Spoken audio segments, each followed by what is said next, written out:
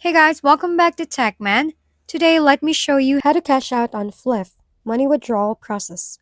You finally see some earnings sitting in your Fliff account, and the first thought is, okay, how do I actually get this out?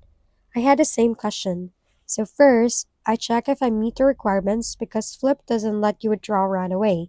You need to be verified, have at least $50 in Fliff cash, and complete the basic play requirement.